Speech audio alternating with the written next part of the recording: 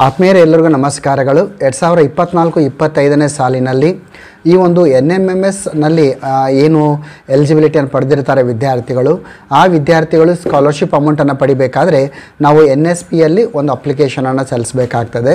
So ಆತ್ಮೀಯರೇ, ಈಗಾಗಲೇ ನಾವು NSPLನಲ್ಲಿ OTR ಒನ್ ಟೈಮ್ ರಿಜಿಸ್ಟ್ರೇಷನನ್ನು ಯಾವ ರೀತಿ ಮಾಡಬೇಕು ಎಂಬುದರ ಕುರಿತಾಗಿ ಈಗಾಗಲೇ ವಿಡಿಯೋ ಮಾಡಿದ್ದೇವೆ ಹಾಗೂ ಅಪ್ಲೋಡ್ ಕೂಡ ಮಾಡಿದ್ದೇವೆ. ಹಾಗೂ ಈ ಒಂದು OTR ಆದಮೇಲೆ ನೆಕ್ಸ್ಟ್ ಫೇಸ್ ಅಥೆಂಟಿಕೇಷನನ್ನು ಮಾಡಬೇಕಾಗತ್ತೆ. ಇಲ್ಲಿ NSP OTR ಆ್ಯಪ್ ಮತ್ತು ಫೇಸ್ ಅಥೆಂಟಿಕೇಷನ್ RD ಎಂಬ ಒಂದು ಆ್ಯಪಿನ ಮುಖಾಂತರ ಸೊ ಯಾವ ರೀತಿ ವಿದ್ಯಾರ್ಥಿಯ ಫೇಸನ್ನು ಅಥೆಂಟಿಕೇಷನ್ ಮಾಡಬೇಕು, ಸೊ ಈ ಕುರಿತಾಗಿ ಕೂಡ ವಿಡಿಯೋವನ್ನು ಮಾಡಿದ್ದೇವೆ. ಸೊ ಆತ್ಮೀಯರೇ, ಈ ಒಂದು ವಿಡಿಯೋದಲ್ಲಿ ನಾವು ಈ ಒಂದು OTR ಆದಮೇಲೆ ಫೇಸ್ ಅಥೆಂಟಿಕೇಷನ್ ಆದಮೇಲೆ ನಾವು ಯಾವ ರೀತಿ NSPಯಲ್ಲಿ ಆನ್ಲೈನ್ ಮುಖಾಂತರ ಅರ್ಜಿಯನ್ನು ಸಲ್ಲಿಸಬೇಕು, ಏನೆಲ್ಲ ಮಾಹಿತಿಯನ್ನು ನಾವು ಅಳವಡಿಸಬೇಕಾಗ್ತದೆ, ಹಾಗೂ ಯಾವೆಲ್ಲ ಡಾಕ್ಯುಮೆಂಟ್ಸ್ಗಳನ್ನು ಅಪ್ಲೋಡ್ ಮಾಡಬೇಕು ಹಾಗೂ ಡಾಕ್ಯುಮೆಂಟ್ಗಳ ಸೈಜ್ ಏನೆಲ್ಲ ಇರ್ತದೆ. ಸೊ ಕಂಪ್ಲೀಟ್ ಆಗಿರುವಂಥ ಲೈವ್ ಆಗಿ ಒಂದು ಆನ್ಲೈನ್ ಅಪ್ಲಿಕೇಶನನ್ನು ಅಪ್ಲೈ ಮಾಡ್ತೀನಿ. ಒಬ್ಬ ವಿದ್ಯಾರ್ಥಿನಿ NMMSನಲ್ಲಿ ಎಲಿಜಿಬಿಲಿಟಿಯನ್ನು ಪಡೆದಿರುವಂಥ ವಿದ್ಯಾರ್ಥಿನಿ ಇದ್ದಾರೆ. ಸೊ ಆ ವಿದ್ಯಾರ್ಥಿನಿಯ ಒಂದು NSP ಪೋರ್ಟಲ್ನಲ್ಲಿ OTR ಆಗಿದೆ, ಫೇಸ್ ಅಥೆಂಟಿಕೇಷನ್ ಆಗಿದೆ. ಈಗ ನಾವು ಈ ಒಂದು NSPಯಲ್ಲಿ ಆನ್ಲೈನ್ ಮುಖಾಂತರ ಅರ್ಜಿಯನ್ನು ಸಲ್ಲಿಸ್ತೀವಿ ಈ ಒಂದು NMMS ಸ್ಕಾಲರ್ಶಿಪ್ಸನ್ನು ಕ್ಲೈಮ್ ಮಾಡುವ ನಿಟ್ಟಿನಲ್ಲಿ. ಸೊ ಆದ್ಮೇಲೆ ನಿಮ್ಮ ಒಂದು ಮೊಬೈಲ್ ಅಥವಾ ಲ್ಯಾಪ್ಟಾಪಿನ ಗೂಗಲ್ ಸರ್ಚ್ ಇಂಜನನ್ನು ಓಪನ್ ಮಾಡಿ NSP ಅಂತ ಟೈಪ್ ಮಾಡಿ ಸರ್ಚನ್ನು ಕೊಡಿ. ಆಗ ನಿಮಗೆ ನ್ಯಾಷನಲ್ ಸ್ಕಾಲರ್ಶಿಪ್ ಪೋರ್ಟಲ್ ಅಂತ ಒಂದು ಸರ್ಚ್ ರಿಸಲ್ಟ್ ಬರ್ತದೆ, NSP.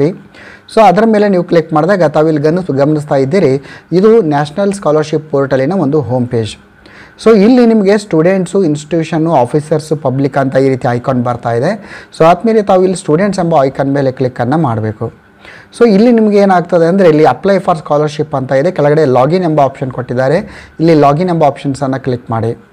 ಸೊ ಈ ರೀತಿ ಲಾಗಿನ್ ಎಂಬ ಆಪ್ಷನ್ಸನ್ನು ಕ್ಲಿಕ್ ಮಾಡಿದಾಗ ನಮಗೆ ಇಲ್ಲಿ ಅಪ್ಲಿಕೇಶನ್ ಲಾಗಿನ್ ಬರ್ತದೆ. ಇಲ್ಲಿ enter OTR one time registration number ಮತ್ತು ಪಾಸ್ವರ್ಡ್ ಅಂತ ಕೇಳಿದ್ದಾರೆ. ಸೊ ಆದಮೇಲೆ ಈಗಾಗಲೇ OTR ಅನ್ನು ಮಾಡಿದ್ದೀವಿ, ಫೇಸ್ ಅಥೆಂಟಿಕೇಷನ್ ಮಾಡಿದ್ದೀವಿ. ಆ ಎರಡು ವೀಡಿಯೋಗಳನ್ನು ನೋಡಿದ ಮೇಲೆ ಈ ಮೂರನೇ ವೀಡಿಯೋಗೆ ಬರಬೇಕಾಗುತ್ತೆ. ಆ OTR ಮತ್ತು ಫೇಸ್ ಅಥೆಂಟಿಕೇಷನ್ ಮಾಡಲಿಲ್ಲ ಅಂದರೆ ಈ ಪ್ರೊಸೆಸ್ಸು ಆಗೋದಿಲ್ಲ. ನೀವು ಒಂದು ವೇಳೆ ಆ ಎರಡೂ ವೀಡಿಯೋ ನೋಡಲಿಲ್ಲ ಅಂದರೆ ಆ ವೀಡಿಯೋವನ್ನು ಕಂಪ್ಲೀಟ್ ಮಾಡಿಕೊಂಡು ಇಲ್ಲಿ ಬನ್ನಿ. ಇಲ್ಲಿ ನಾನು ಈ ವಿದ್ಯಾರ್ಥಿನಿಯ OTR ನಂಬರನ್ನು, ಪರ್ಮನೆಂಟ್ OTR ನಂಬರನ್ನು ಇಲ್ಲಿ ನಾನು ಎಂಟ್ರಿ ಮಾಡ್ತೀನಿ. ಸೊ ಸರಿಯಾಗಿ ನೋಡ್ಕೋಬೇಕು. ಈ ಒಂದು ಪರ್ಮನೆಂಟ್ OTR ನಂಬರ್ ಆದಮೇಲೆ ನಾವು ಪಾಸ್ವರ್ಡನ್ನು ಎಂಟ್ರಿ ಮಾಡಬೇಕು. ಸೊ ಆದಮೇಲೆ ಯಾವ ರೀತಿ ಪಾಸ್ವರ್ಡನ್ನು ಎಕ್ಸೆಸ್ ಮಾಡಬೇಕು, ಕಂಪ್ಲೀಟ್ ಆಗಿರುವಂಥ ಇನ್ಫಾರ್ಮೇಷನ್ ಕಳೆದ ವೀಡಿಯೋಗಳಲ್ಲಿ ನಾನು ಎಕ್ಸ್ಪ್ಲೇನ್ ಮಾಡಿದ್ದೀನಿ. ಆಮೇಲೆ ಈ ಒಂದು ಇಮೇಜ್ ಕ್ಯಾಪ್ಚಾ ಇದೆ, ಇಮೇಜ್ ಕ್ಯಾಪ್ಚಾವನ್ನು ಕೂಡ ನಾವು ಇಲ್ಲಿ ಎಂಟ್ರಿಯನ್ನು ಮಾಡಬೇಕು. ಎಸ್, ಸೊ ಇದನ್ನು ಎಂಟ್ರಿ ಮಾಡಿ ಕೆಳಗಡೆ ನಾನು ಲಾಗಿನ್ ಎಂಬ ಆಪ್ಷನ್ಸನ್ನು ಕ್ಲಿಕ್ ಮಾಡ್ತೀನಿ. ಸೊ ಲಾಗಿನ್ ಎಂಬ ಆಪ್ಷನ್ ಕ್ಲಿಕ್ ಮಾಡಿದಾಗ ಲಾಗ್ಡ್ ಇನ್ ಸಕ್ಸಸ್ಫುಲಿ ಅಂತ ಬರುತ್ತೆ, ಓಕೆ ಅಂತ ಕ್ಲಿಕ್ ಮಾಡಬೇಕು. ಸೊ ಓಕೆ ಅಂತ ಕ್ಲಿಕ್ ಮಾಡಿದಾಗ ಇಲ್ಲಿ ಅಪ್ಲೈ ಫ್ರೆಶ್ ಅಪ್ಲಿಕೇಶನ್ ಅಂತ ಇದೆ. ಸೊ ಆದಮೇಲೆ ಇಲ್ಲಿ ಅಪ್ಲೈ ಫ್ರೆಶ್ ಅಂತ ಇದೆ. ಇಲ್ಲಿ ಡೊಮಿಸೈಲ್ ಸ್ಟೇಟನ್ನು ಸೆಲೆಕ್ಟ್ ಮಾಡಿ. ಇಲ್ಲಿ ಸೆಲೆಕ್ಟ್ ಸ್ಟೇಟ್ ಅಂತ ಬಂದಾಗ ಎಲ್ಲ ಸ್ಟೇಟ್ಗಳು ಬರ್ತದೆ. ಆಗ ನಮ್ಮ ಸ್ಟೇಟನ್ನು ನಾವು ಇಲ್ಲಿ ಸೆಲೆಕ್ಟನ್ನು ಮಾಡಬೇಕು. ಸರಿ, ಸ್ಟೇಟನ್ನು ಸೆಲೆಕ್ಟ್ ಮಾಡಿದೆ.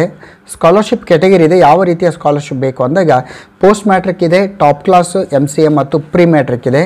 NMMS ಪ್ರೀ ಮ್ಯಾಟ್ರಿಕ್ ಅಡಿಯಲ್ಲಿ ಬರ್ತದೆ. ಸೊ ನಿಮ್ಮದು ಪೋಸ್ಟ್ ಮ್ಯಾಟ್ರಿಕ್ ಸ್ಕಾಲರ್ಶಿಪ್ಸ್ ಇದ್ದರೆ ಪೋಸ್ಟ್ ಮ್ಯಾಟ್ರಿಕನ್ನು ಅಪ್ಲೈ ಮಾಡಿ. ಅಪ್ಲಿಕೇಶನ್ ಟೈಪ್ ಇದೆ, ಅದು ಸ್ಕಾಲರ್ಶಿಪ್ ಅಥವಾ ಇನ್ಸೆಂಟಿವ್ ಅಂತ ಇದೆ. ಇಲ್ಲಿ ಅದನ್ನು ಯಾವುದು ಇದೆ ಅದನ್ನು ಸೆಲೆಕ್ಟ್ ಮಾಡಿ. ಇಲ್ಲಿ ನಾನು ಸ್ಕಾಲರ್ಶಿಪ್ ಅಂತ ಸೆಲೆಕ್ಟ್ ಮಾಡ್ತೀನಿ. ಆಮೇಲೆ ಸಬ್ಮಿಟನ್ನು ಕೊಡ್ತೀನಿ. Do you want to proceed ಅಂತ ಇದೆ, ಓಕೆ ಅಂತ ಕೊಡಬೇಕು. ಸೊ ಓಕೆ ಅಂತ ಕೊಟ್ಟಾಗ please go to my application page to complete your application process.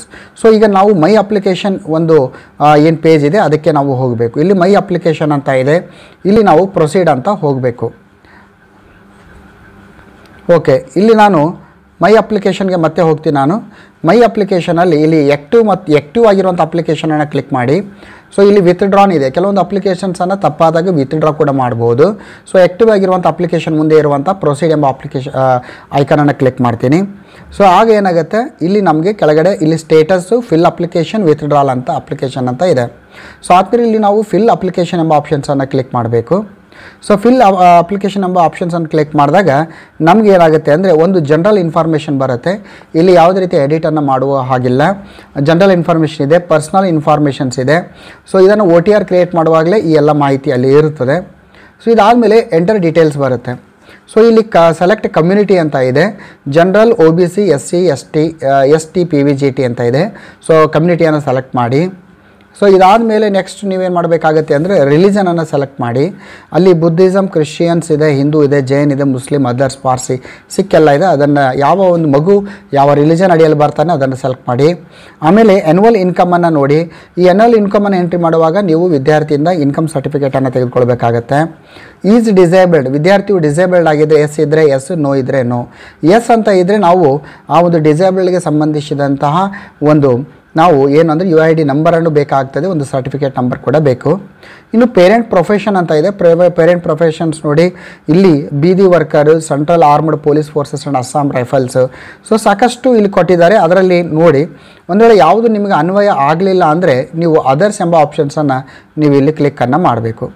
ಇದಾದಮೇಲೆ ಮೆರಿಟಲ್ ಸ್ಟೇಟಸ್ಸು. ಮೆರಿಟಲ್ ಸ್ಟೇಟಸ್ ಅಂದರೆ ವಿದ್ಯಾರ್ಥಿಯ ಮೆರಿಟಲ್ ಸ್ಟೇಟಸ್ ಆಗಿರ್ತದೆ. ಸೊ ಇಲ್ಲಿ ಅನ್ಮ್ಯಾರಿಡ್ ಅಂತ ಹಾಕಿ.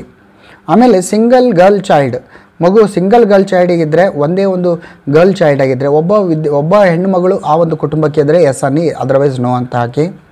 ಆಮೇಲೆ any of the parents not alive, ನೋಡಿರಿ ನಾಟ್ ಅಲೈವ್ ಅಂತ ಇದ್ದರೆ ಇಲ್ಲಿ ನಾವೇನು ಮಾಡಬೇಕಂದ್ರೆ ಇಲ್ಲಿ ಕೇಳಿದ್ದಾರೆ, ಸಾಕಷ್ಟು ಆಪ್ಷನ್ಸ್ ಇದೆ. Father or mother or both ಪಾರ್ಟಿಯಾರ್ಡ್ in action, mother or father both died due to the COVID-19 ಇದೆ. ಒಂದು ವೇಳೆ ಆ ನಾಟ್ ಅಪ್ಲಿಕೇಬಲ್ ಇದ್ದರೆ ನಾಟ್ ಅಪ್ಲಿಕೇಬಲ್ ಅಂತ ನೀವು ಸೆಲೆಕ್ಟ್ ಮಾಡಿ ಮುಂದುವರಿಬೇಕು. ಇನ್ನು ಇಲ್ಲಿ ಪರ್ಮನೆಂಟ್ ಅಡ್ರೆಸ್ ಡೀಟೇಲ್ಸನ್ನು ಎಂಟ್ರಿ ಮಾಡಬೇಕಾಗಿದೆ. ಡಿಸ್ಟಿಕ್ಕನ್ನು ಸೆಲೆಕ್ಟ್ ಮಾಡಿ. ಸೊ ಈಗ ನಮ್ಮ ಆ ಸ್ಟೇಟ್ನಲ್ಲಿ ಬರುವಂಥ ಎಲ್ಲ ಡಿಸ್ಟಿಕ್ ಬರ್ತದೆ, ನಾವು ಡಿಸ್ಟಿಕ್ಕನ್ನು ಸೆಲೆಕ್ಟ್ ಮಾಡಿ. ನಾನು ಡಿಸ್ಟಿಕ್ ಸೆಲೆಕ್ಟ್ ಮಾಡಿದೆ. ಲೊಕ್ಯಾಲಿಟಿ ನೋಡಿ, ರೂರಲ್ಲು, ಅರ್ಬನು, ಅದರ್ ಅಂತ ಇದೆ. ನಾನು ಇಲ್ಲಿ ಲೊಕ್ಯಾಲಿಟಿಯನ್ನು ಸೆಲೆಕ್ಟ್ ಮಾಡಿದ್ದೀನಿ. ಸಬ್ ಡಿಸ್ಟಿಕ್ ಅಂದರೆ ತಾಲೂಕು ಅಂತ ಆಗ್ತದೆ. ಸೊ ಯಾವ ತಾಲೂಕದ ಅಡಿಯಲ್ಲಿ ಬರ್ತದೆ ಆ ತಾಲೂಕವನ್ನು ಸೆಲೆಕ್ಟ್ ಮಾಡಿ. ಇದಾದಮೇಲೆ ಕೆಳಗಡೆ ವಿಲೇಜು, ನೀವು ಯಾವುದೇ ರೀತಿಯ ಟೈಪ್ ಮಾಡೋ ಅವಶ್ಯಕತೆ ಇಲ್ಲ. ಆ ಒಂದು ತಾಲೂಕದಲ್ಲಿ ಬರುವಂತಹ ಎಲ್ಲ ಒಂದು ವಿಲೇಜಸ್ಗಳು ಬರ್ತವೆ, ದಟ್ಟು ಒಂದು ಅಲ್ಫಾಬೆಟಿಕಲ್ ಆಗಿ ಅರೇಂಜ್ ಆಗಿರ್ತವೆ. ಇದು ಭಾಳ ಇಂಪಾರ್ಟೆಂಟು. ಈಗ ನಾನು ಆ ಒಂದು ವಿಲೇಜನ್ನು ಕೂಡ ನಾನು ಇಲ್ಲಿ ಸೆಲೆಕ್ಟ್ ಮಾಡಿದೆ. ಇದಾದಮೇಲೆ ಹೌಸ್ ನಂಬರ್ ಇದೆ, ಹೌಸ್ ನಂಬರನ್ನು ಎಂಟ್ರಿ ಮಾಡಿ. ಪಿನ್ ಕೋಡ್ ಇದೆ, ಪಿನ್ ಕೋಡನ್ನು ನೀವು ಕರೆಕ್ಟಾಗಿ ನಾವು ಎಂಟ್ರಿಯನ್ನು ಮಾಡಬೇಕು.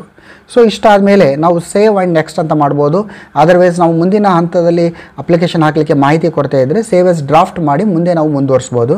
ಈಗ ನನ್ನ ಹತ್ರ ಮಾಹಿತಿ ಇರೋದ್ರಿಂದ ಸೇವ್ ಆ್ಯಂಡ್ ನೆಕ್ಸ್ಟ್ ಎಂಬ ಆಪ್ಷನ್ಸನ್ನು ನಾನು ಇಲ್ಲಿ ಕ್ಲಿಕ್ ಮಾಡ್ತೀನಿ. ಜನರಲ್ ಇನ್ಫಾರ್ಮೇಷನ್ ಸೇವ್ಡ್ ಸಕ್ಸಸ್ಫುಲಿ ಅಂತ ಬಂತು, ಓಕೆ ಅಂತ ಕ್ಲಿಕ್ ಮಾಡಿ.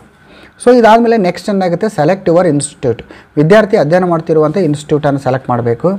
ಆಗ ನಮಗೆ ಈ ಬಾಕ್ಸಿನ ಕೆಳಗಡೆ ಗೆಟ್ ಇನ್ಸ್ಟಿಟ್ಯೂಟ್ ಅಂತ ಇದೆ. ಅಲ್ಲಿ ನಮಗೆ ಸರ್ಚ್ ಬೈ ನೇಮ್ ಇದೆ, ಸರ್ಚ್ ಬೈ AISH ಅಂತ ಇದೆ. ಬೆಟರ್ ಒಳ್ಳೆ ವೇ ಯಾವುದು ಅಂದರೆ ಸರ್ಚ್ ಬೈ UDIS ಕೋಡ್. ಯಾಕಂದರೆ ಪ್ರತಿಯೊಬ್ಬ ವಿದ್ಯಾರ್ಥಿಗೆ, ಪ್ರತಿಯೊಬ್ಬ ಶಿಕ್ಷಕರು ಇದೇನು ಅಪ್ಲೈ ಮಾಡ್ತಾ ಇರ್ತೀರಿ ಆ ಶಾಲೆಯ UDIS ಕೋಡ್ ಗೊತ್ತಿರ್ತದೆ. ಸೊ ನಾನು UDIS ಕೋಡ್ ಹಾಕ್ತೀನಿ. ಸೊ UDIS ಕೋಡ್ ಹಾಕಿ ಸರ್ಚನ್ನು ಕೊಟ್ಟಾಗ ನಮಗೆ ಶಾಲೆ ಬರ್ತದೆ. ಅಲ್ಲಿ ನಾನು ಪಕ್ಕದಲ್ಲಿ ಸರ್ಕಲ್ ಇದೆ, ಸರ್ಕಲ್ ಮೇಲೆ ಕ್ಲಿಕ್ ಮಾಡಿದಾಗ ಅದು ಸೆಲೆಕ್ಟ್ ಆಗುತ್ತೆ, ಎಸ್ ಅಂತ ನಾವು ಹಾಕಬೇಕು. ಸೊ ಇಲ್ಲಿ ಇನ್ಸ್ಟಿಟ್ಯೂಟ್ ಸೆಲೆಕ್ಟ್ ಆಯಿತು. ಪ್ರೆಸೆಂಟ್ ಕ್ಲಾಸ್, ಯಾವ ತರಗತಿಯಲ್ಲಿ ಓದ್ತಾ ಇದ್ದಾನೆ ಪ್ರೆಸೆಂಟ್ ಕ್ಲಾಸನ್ನು ಹಾಕಿ. ಆ ಒಂದು ಕಾಂಪಿಟೇಟಿವ್ ಎಕ್ಸಾಮ್ ಉತ್ತೀರ್ಣರಾಗಿರುವಂಥ ಕ್ಲಾಸಲ್ಲ, ಪ್ರೆಸೆಂಟ್ ಕ್ಲಾಸು.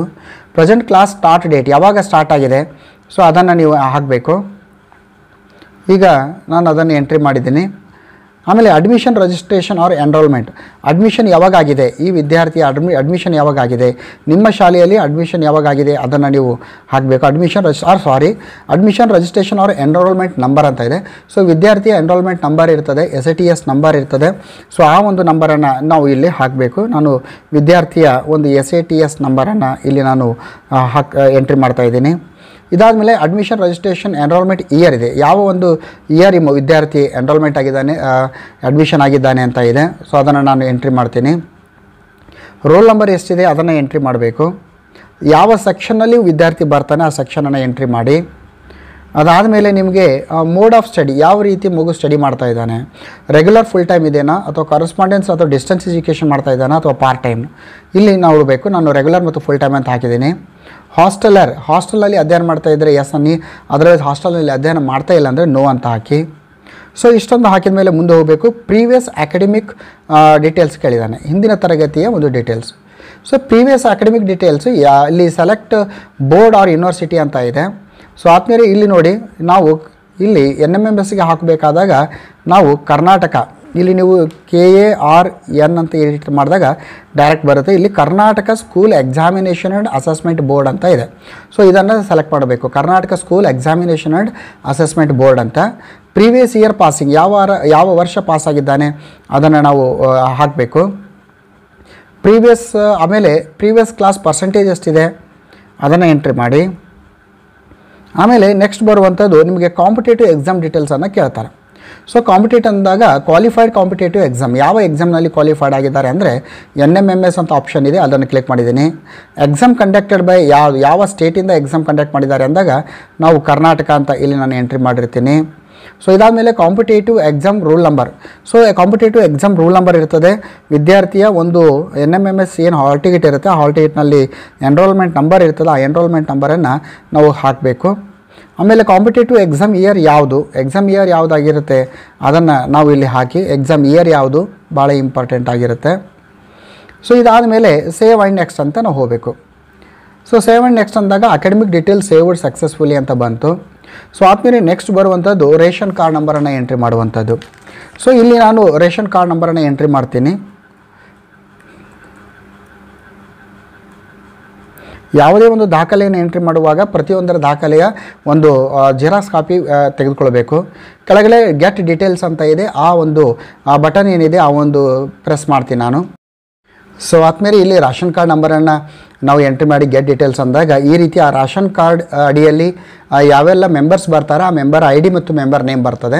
ಸೊ ಆದಮೇಲೆ ಈ ಒಂದು ರೇಷನ್ ಕಾರ್ಡ್ನಲ್ಲಿ ಸದರಿ ಯಾವ ವಿದ್ಯಾರ್ಥಿ ಇಲ್ಲಿ ಅಧ್ಯಯನ ಮಾಡ್ತಾ ಇದ್ದಾನೆ ಆ ವಿದ್ಯಾರ್ಥಿ ಹೆಸರಿದೆ, ಇಲ್ಲಿ ನೋಡಿ ಇಲ್ಲಿ ಈ ರೀತಿ ಒಂದು ಹೆಸರಿದೆ, ಪಕ್ಕದಲ್ಲಿ ಒಂದು ಸರ್ಕಲ್ ಇದೆ, ಅಲ್ಲಿ ನಾನು ಸೆಲೆಕ್ಟ್ ಮಾಡ್ತೀನಿ. ಸೊ ಇಲ್ಲಿ ಆ ಒಂದು ರೇಷನ್ ಕಾರ್ಡಿಯಲ್ಲಿ ಆ ಕಾರ್ಡ್ ಅಡಿಯಲ್ಲಿ ಇರುವಂಥ ತಂದೆ ತಾಯಿ ಇತರ ಮಕ್ಕಳ ಹೆಸರೆಲ್ಲ ಬರ್ತದೆ. ಯಾವ ಮಗು ಈ ಒಂದು NMMSಗಾಗಿ ಸೆಲೆಕ್ಟ್ ಮಾಡಿದ್ದಾನೆ ಅದನ್ನು ನಾವು ಸೆಲೆಕ್ಟ್ ಮಾಡಬೇಕು, ಅಥವಾ ಯಾವುದೇ ಎಕ್ಸಾಮ್. ಸೊ ಇದಾದಮೇಲೆ ನಾವೇನು ಮಾಡಬೇಕು, ಸೆಲೆಕ್ಟ್ ಅಂತ ಮಾಡಬೇಕು. ಆಗ ಸದರಿ ವಿದ್ಯಾರ್ಥಿ ಮಾಹಿತಿ ಇಲ್ಲಿ ಬರ್ತದೆ. ನೆಕ್ಸ್ಟ್ ನಾವು ಸೇವ್ ಆ್ಯಂಡ್ ನೆಕ್ಸ್ಟ್ಗೆ ಹೋಗಬೇಕು. ಸೇವ್ ಆ್ಯಂಡ್ ನೆಕ್ಸ್ಟ್ ಅಂತ ಬಂದಾಗ ಅಪ್ಲಿಕೇಶನ್ ಸ್ಪೆಸಿಫಿಕ್ ಸೇವ್ಡ್ ಸಕ್ಸಸ್ಫುಲಿ ಅಂತ ಬಂತು. ಮುಂದೆ ಓಕೆ ಅಂತ ಮಾಡಿ. ಈಗ ಈ ವಿದ್ಯಾರ್ಥಿ ಯಾವ ಒಂದು ಸ್ಕೀಮಿಗೆ ಎಲಿಜಿಬಲ್ ಆಗಿದ್ದಾನೆ ಎಲ್ಲ ಸ್ಕೀಮ್ಗಳ ಪಟ್ಟಿ ಬರ್ತದೆ. ಈ ವಿದ್ಯಾರ್ಥಿ national means cum merit scholarship that is NMMSಗಾಗಿ ಸೆಲೆಕ್ಟ್ ಆಗಿದ್ದಾನೆ. ಕೆಲವೊಂದು ಸಲ ವಿದ್ಯಾರ್ಥಿ 2 ಅಥವಾ 2ಕ್ಕಿಂತ ಹೆಚ್ಚಿನ ಸ್ಕೀಮ್ಗೆ ಸೆಲೆಕ್ಟ್ ಆದಾಗ ಇಲ್ಲಿ ಸ್ಕೀಮಿನ ಪಟ್ಟಿ ಬರ್ತದೆ. ಈಗ ಸದರಿ ವಿದ್ಯಾರ್ಥಿನಿ ಕೇವಲ ಒಂದೇ NMMSಗಾಗಿ ಎಲಿಜಿಬಲ್ ಆಗಿರೋದ್ರಿಂದ ನಾನು ಇದರ ಪಕ್ಕದಲ್ಲಿರುವಂಥ ಸರ್ಕಲ್ನಲ್ಲಿ ಕ್ಲಿಕ್ ಮಾಡ್ತೀನಿ. ಅದಾದಮೇಲೆ ಸೇವ್ ಆ್ಯಂಡ್ ನೆಕ್ಸ್ಟ್ಗೆ ಹೋಗ್ತಾನೆ. ಸೊ ಸೇವ್ ಆ್ಯಂಡ್ ನೆಕ್ಸ್ಟ್ ಬಂದಾಗ ಸ್ಕೀಮ್ ಡೀಟೇಲ್ಸ್ ಸೇವ್ಡ್ ಸಕ್ಸಸ್ಫುಲಿ ಅಂತ ಬಂತು, ಓಕೆ ಅಂತ ಕ್ಲಿಕ್ ಮಾಡಬೇಕು. ಅದಾದಮೇಲೆ ಮತ್ತೆ ನಾವು ನೆಕ್ಸ್ಟ್ ಅಂತ ನಾವು ಕ್ಲಿಕ್ ಮಾಡ್ತೀನಿ. Scheme specific details saved successfully ಅಂತ ಬಂತು. ಇಲ್ಲಿ scheme specific details saved successfully ಬಂತು, ಓಕೆ ಅಂತ ನಾವು ಮಾಡಬೇಕು. ಇದಾದಮೇಲೆ ನಾವು ಡಾಕ್ಯುಮೆಂಟ್ಸನ್ನು ಅಪ್ಲೋಡ್ ಮಾಡಲಿಕ್ಕೆ ಇಲ್ಲಿ ಕೇಳಲಾಗುತ್ತೆ. ಸೊ ಆದಮೇಲೆ ಇಲ್ಲಿ ನೋಡಿ caste certificate issued by the designated state or UT authority ಅಂತ ಇದೆ. ಕಾಸ್ಟ್ ಸರ್ಟಿಫಿಕೇಟ್ ಏನಿದೆ ಆ ಕಾಸ್ಟ್ ಸರ್ಟಿಫಿಕೇಟನ್ನು ಒಂದು PDF ಅನ್ನು ಮಾಡ್ಕೋಬೇಕು ನಾವು, ಒರಿಜಿನಲ್ ಕಾಸ್ಟ್ ಸರ್ಟಿಫಿಕೇಟು. ಸೊ ಅದರ ಸೈಜು 20 KB ಇಂದ 200 KB ವರೆಗೆ ಇರಬೇಕು, ಇದು ಭಾಳ ಇಂಪಾರ್ಟೆಂಟು. ಇದಾದಮೇಲೆ income certificate issued by the designated state and UT authority ಅಂತ ಇದೆ. ಸೊ ಒಂದು ಆದಾಯ ಪ್ರಮಾಣ ಪತ್ರವನ್ನು ಕೂಡ PDF-ನಲ್ಲಿ ಮಾಡ್ಕೋಬೇಕು. PDF-ನಲ್ಲಿ ಇರ್ಬೋದು, JPG ಕೂಡ ಇರ್ಬೋದು. ಸೈಜ್ ಮಾತ್ರ 20 KB ಇಂದ 200 KB ಇರಬೇಕು, ಕ್ಲಾರಿಟಿ ಇರಬೇಕು. ಕ್ಲಿಯರಾಗಿ ಇರಲಿಲ್ಲ ಅಂದರೆ ಫಾರ್ಮು ನಿಮ್ಮ ಅಪ್ಲಿಕೇಶನ್ ರಿಜೆಕ್ಟ್ ಆಗುತ್ತೆ. ಸೊ ಈ ರೀತಿ ಮೊದಲು ಇವೆರಡನ್ನು ಸಿದ್ಧಪಡಿಸ್ಕೊಂಡು ನಾವು ನೆಕ್ಸ್ಟ್ ಏನು ಮಾಡಬೇಕು, ಚೂಸ್ ಫೈಲ್ ಅಂತ ಇದೆ. ಚೂಸ್ ಫೈಲ್ ಅಂತ ಕ್ಲಿಕ್ ಮಾಡಿದಾಗ ನಿಮ್ಮ ಒಂದು ಮೊಬೈಲ್ ಮತ್ತು ಲ್ಯಾಪ್ಟಾಪಿನ ಫೋಲ್ಡರ್ಸ್ಗಳು ಓಪನ್ ಆಗುತ್ತೆ. ಸೊ ಆ ಫೋಲ್ಡರ್ಸ್ನಲ್ಲಿ ನೀವು ಎಲ್ಲಿ ಈ ಒಂದು ಕಾಸ್ಟ್ ಮತ್ತು ಇನ್ಕಮ್ ಸರ್ಟಿಫಿಕೇಟ್ಸನ್ನು ಫೈಲನ್ನು ಸೈಜನ್ನು ರೆಡ್ಯೂಸ್ ಮಾಡಿ ಇಟ್ಟಿರ್ತೀರಿ ಅದನ್ನು ಸೆಲೆಕ್ಟ್ ಮಾಡಬೇಕು. ಎರಡು ಸೆಲೆಕ್ಟ್ ಮಾಡಿದ ನಂತರ ನಾವು ಫೈನಲ್ ಸಬ್ಮಿಟ್ ಅಂತ ಕ್ಲಿಕ್ ಮಾಡಬೇಕು. ಸೊ ಈ ರೀತಿ ಫೈನಲ್ ಸಬ್ಮಿಟನ್ನು ಕ್ಲಿಕ್ ಮಾಡೋದ್ರ ಮುಖಾಂತರ ವಿದ್ಯಾರ್ಥಿಗಳನ್ನು ನಾವು NMMSನಲ್ಲಿ ಎಲಿಜಿಬಿಲಿಟಿ ಆಗಿರುವಂಥ ಉತ್ತೀರ್ಣರಾಗುವಂಥ ವಿದ್ಯಾರ್ಥಿಗಳನ್ನು ಸ್ಕಾಲರ್ಶಿಪ್ಗಾಗಿ ನಾವು ಯಶಸ್ವಿಯಾಗಿ NSP ಪೋರ್ಟಲ್ನಲ್ಲಿ ನಾವು ಅರ್ಜಿಯನ್ನು ಸಲ್ಲಿಸ್ಬೋದು. ಸೊ ಆದ್ಮೇಲೆ ಈ ಒಂದು ವಿಡಿಯೋ ಖಂಡಿತವಾಗಿಯೂ ಕೂಡ ವಿದ್ಯಾರ್ಥಿಗಳೇ ಒಂದು NMMS ಸ್ಕಾಲರ್ಶಿಪ್ಪನ್ನು ಪಡೆಯುವ ನಿಟ್ಟಿನಲ್ಲಿ ಯಾವ ರೀತಿ ಅಪ್ಲಿಕೇಶನನ್ನು ಹಾಕಬೇಕು ಎಂಬುದರ ಕುರಿತಾಗಿ ನಿಮಗೆ ಉಪಯೋಗವಾಗಿರ್ಬೋದು ಅಂತ ಆಶಿಸ್ತಾ, ಈ ರೀತಿ ಎಜುಕೇಷನಲ್ ಕಂಟೆಂಟ್ ರೀಚ್ ಆಗಬೇಕಾದ್ರೆ ನಮ್ಮ ಚಾನಲ್ ಸಬ್ಸ್ಕ್ರೈಬ್ ಮಾಡಿ ಅಂತ ಹೇಳ್ತಾ, ಜೈ ಹಿಂದ್, ವಂದೇ ಮಾತರಂ.